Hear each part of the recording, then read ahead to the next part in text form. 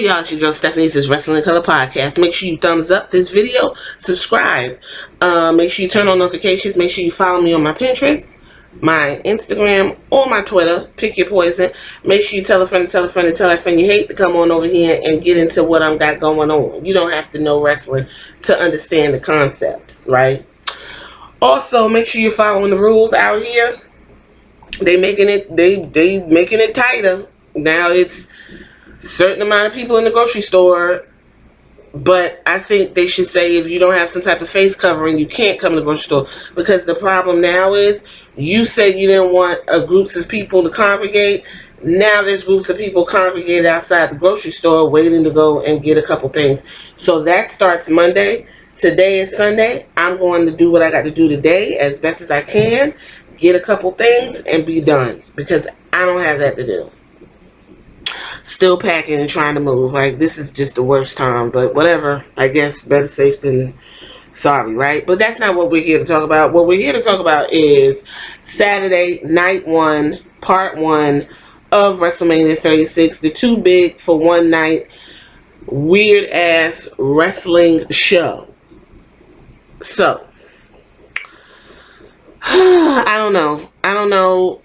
I'm not even really worried about this not being no audience, because I like all the noise they were making, the grunts and the screams and the yelling. You know, I like that. But it was just some of these matches I wasn't interested in. I did not see Cesaro and Drew Gulak. So I see Cesaro won. That's great. He won. He got a pick. He got a win. That's always a plus. To start the show, they had a 10-minute opening. So there's that. Then Gronk got up there and was cringy as fuck, and they had his homeboy, what's his name, Jojo, get up there, and I just wasn't interested at all. So we went straight into the Kabuki Warriors versus Alexa Bliss and Nikki Cross. I don't know where Nikki Cross's personality has gone, but it's gone. She's like a small, the best way I could, she's like a small wild animal. And she does all the fucking work. That's what I did not care for in this match. Alexa Bliss did the minimum and still gets a belt every fucking time. The Kabuki Warriors did the best they could. What I did notice was Kairi Sane looked like she was just completely out of it, but she did say on her Instagram that a friend of hers had passed, so she was doing, you know, dedicating the match to the friend, so maybe that's what it was. But she came out just like blah, and like, come on, let's do this, and blah, you know. Word on the street was these people weren't going to be here, but all these matches are recorded, so it is what it is. It started out, whatever you want to call it, but the Kabukis was dominating most of the match, and it just turned into a triple threat. It just turned into a handicap match between the Kabuki Warriors and Nikki Cross, and I don't think that's fair. Bliss was out on the outside for the majority of the match, and when she did come in, she did that Twisted Bliss bullshit, and that somehow won them the belt. So your new women's tag team champions is Bliss and Cross. Whatever, I didn't care for it, wasn't interested. King Corbin and Elias, I'm gonna tell you right now, I don't know what the fuck happened. I was looking at other stuff. Apparently Elias won. Raw Women's Champion, let me tell you something. I'm disappointed. I did not like it. You understand? Becky did her usual moves. Nothing new there. How are you gonna bring this woman up from dominating in NXT to biting the fuck out of Becky, to calling her a bitch, to growling her, to growling at her, to fucking each other up, to have the driest fucking match you could possibly put on? For her to get a pin, to do what Kairi Sane did in NXT to get her NXT championship win. Shayna put her in the Karafuda clutch. Becky rolled over the opposite way and pinned her shoulders. And that was, Becky kept the belt. I'm saying, like, what the fuck is this? Two WrestleManias involving Becky with fucked up, lazy wins. I'm not impressed, and I'm tired. So there's that. Y'all liked it, whatever. I think Shanna Baszler. You know, they said she was not one of Vince's. Vince didn't really care too much for her, and this kind of, you know, I'm gonna go roll with it. He don't want that woman holding that belt. And where does Becky go from here? Ronda must be coming back. Ronda must be coming back, because other than that, who Becky fighting? She just gonna walk around with her lips poked out, licking them? Like, who's she fighting? Explain that to me. Then we had the Intercontinental Championship. Listen, it was a great match. Zayn and Bryan, Daniel Bryan in any match, he's gonna bring the best out of whoever it is. Zayn came out looking like, you know, something from, you know, the revolution in the 1950s. I could dig it. Ran around the ring, did the heel thing, got in, got the shit slapped out of him, and they couldn't really give you what these two are capable of doing, but what they gave you was decent. So Zayn won, and it is what it is. SmackDown Tag Team Champion. Oh, by the way, I'll tell you my matches of the night at the end. So the SmackDown Tag Team Championship, decent match. John Morrison, Kofi Kingston, and Jimmy Uso. You got 3 flyers willing to do whatever the fuck they needed to do. What I did not care for was that ending. I guess they go up for the belt, and Kofi and Jimmy is holding on to the belt and head-butted John twice, you know, double head-butted John. He fell off, ripped the belts off. Them two standing up there holding on to the holder and looking at each other like, the fuck? All that work. It was a good match. It was a decent match, though. 24/7 champion. Who cares? Mojo Rawley got it. Gronk. Oh, I guess both. I don't know. Gronk tried to get it. Mojo threw him off, and Gronk didn't even try to fight him. Kevin Owens and Seth Rollins. Listen, they did the best they could. Seth Rollins, I enjoyed his entrance. Seth is a trip. He got all the way into this Messiah thing. He came out with like a Pope jacket, all white. Owens and then was fighting. He hit Kevin with the bell, the ringside bell. The match was over. Kevin said, no. Get the fuck back in the ring. What's his name? Seth was like, oh, so you want some more of this? And they went at it. Kevin took the big jump off the WrestleMania sign. All the moaning and groaning was hilarious to me. That's what I just was laughing at that. Because he was like, you know.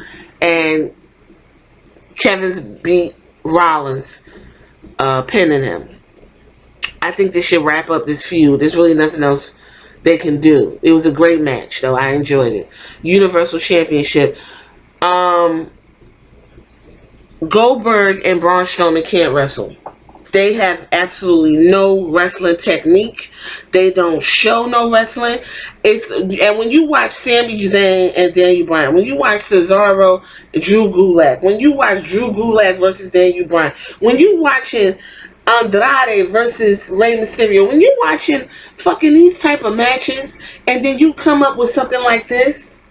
First of all, you took the belt off of The Fiend to give it to Goldberg, for Goldberg to give it to Roman in the Spears match.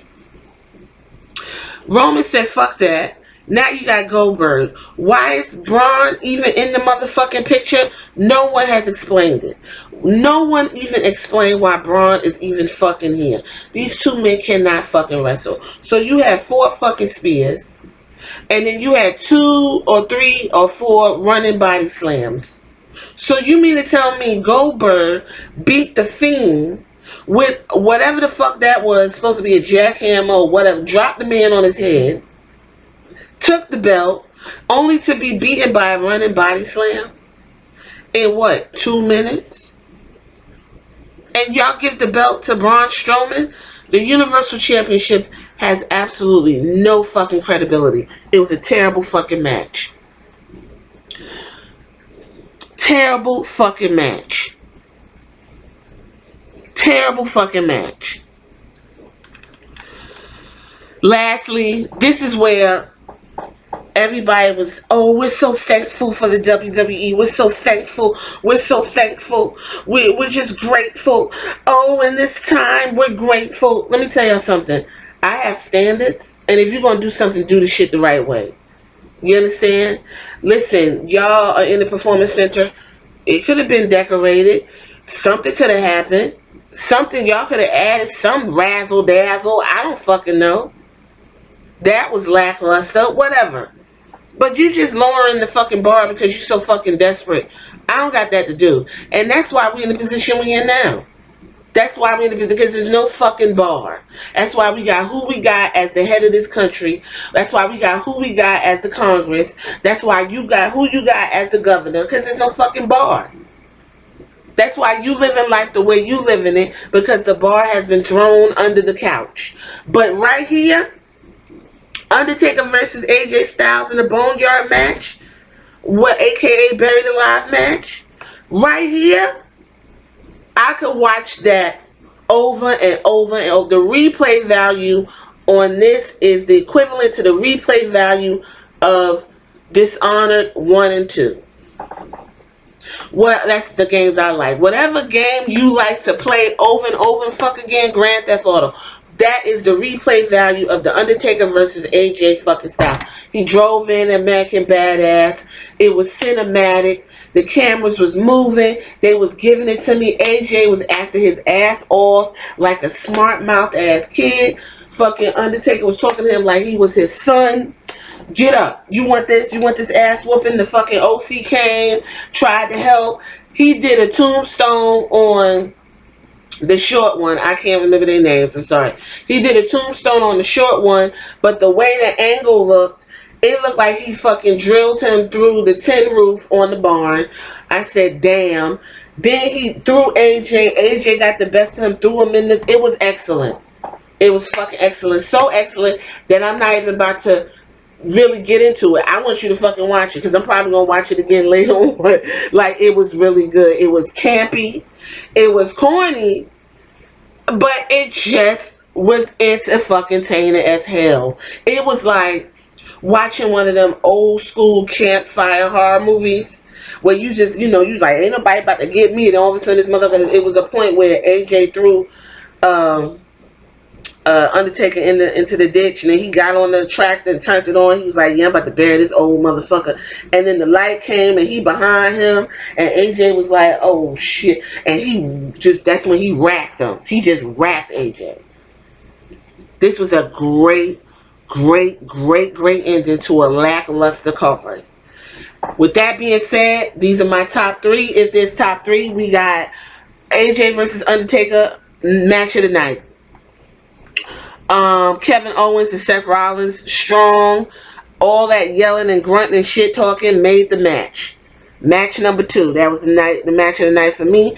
And the SmackDown Tag Team Championships was, y'all put everything y'all could put. Y'all did everything y'all could do. I didn't care for the ending, but that was being my number 3 for the top 3 matches on part 1, WrestleMania 36, Coronavirus extravaganza, whatever you want to call it. Alright, I'm leaving it right there. See y'all on part 2 for this unprecedented event. Everyone has to see it.